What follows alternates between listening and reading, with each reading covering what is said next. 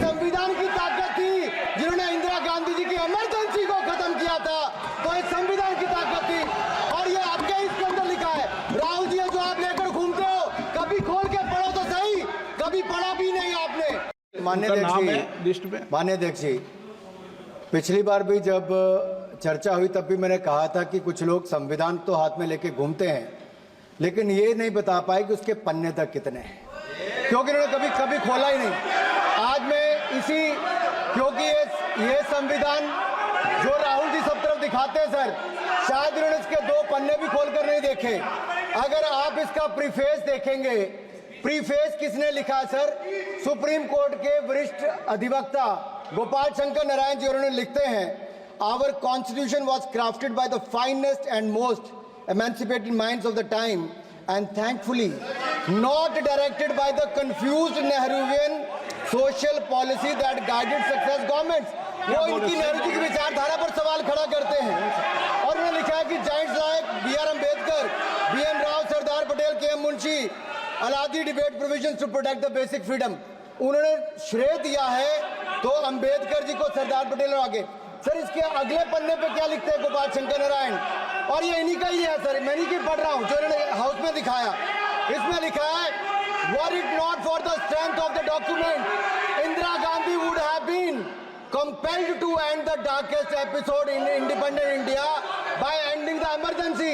यानी कि संविधान की ताकत थी जिन्होंने इंदिरा गांधी जी की इमरजेंसी को खत्म किया था, तो इस संविधान की ताकत थी।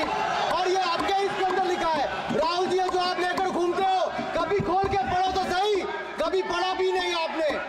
और इसमें आगे लिखा है सर, आप चेयर को बोलो, अधिकार दिया है, चेयर को बोलो, माननीय सदस्य चेयर को। जी अध्यक्ष जी, ये जो राहुल जी कॉपी लेकर घूमते, इसी पे लिखा है कि इंदिरा गांधी जी की यातनाएं और इमरजेंसी को खत्म किया, तो बाबा साहब अम्बेडकर के संविधान ने गरीब से गरीब व्यक्ति को उसका काम दिया।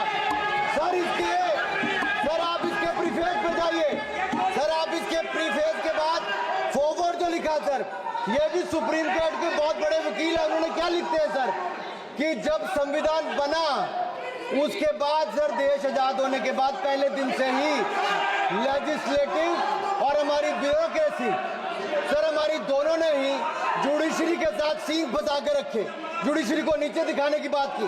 सर ये मैं नहीं कह रहा, ये वही किताब कह रही है जो राहुल गांधी हाथ में लेकर घूम रहे हैं। सर मैं पढ़ के सुनाता हूँ, from the earliest years itself the legislative wing and the executive wing of the state on the one hand confronted the judicial wing on the other with the accusation that they had vastly approached upon the powers not given to them but given to the executive.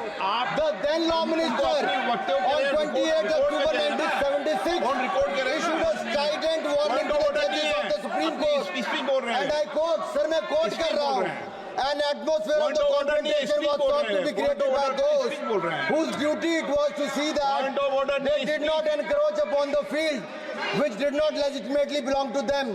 Nothing should be left undone now to ensure that such a situation did not recur. If even after the amendments confrontation continues, then I think it will be a bad day for the judiciary. ये कौन कह रहा है? उस समय के law minister कह रहे हैं। और क्या कहते हैं sir again? We are trying to save them from the temptation to intrude into the powers which do not belong to them. What we are doing today is not to save the people from the judges. ये कह रहे हैं, we are trying not to save the people from the judges, but really enabling the judges to save them from themselves. This was said during the emergency which hit the nation like tsunami and brought about the realization and the constitution could not be subverted.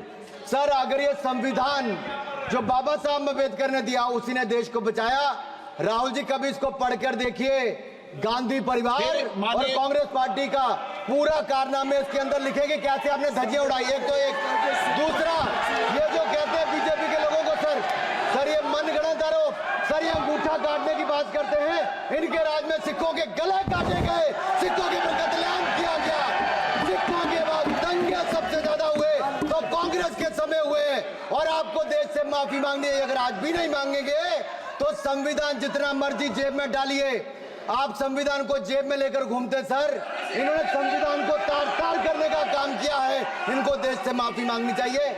मुझे आपका संरक्षण इसलिए चाहिए था कि झूठे आरोप लगाने बंद करे, ये संविधान की रक्षा आपने कभी नहीं की।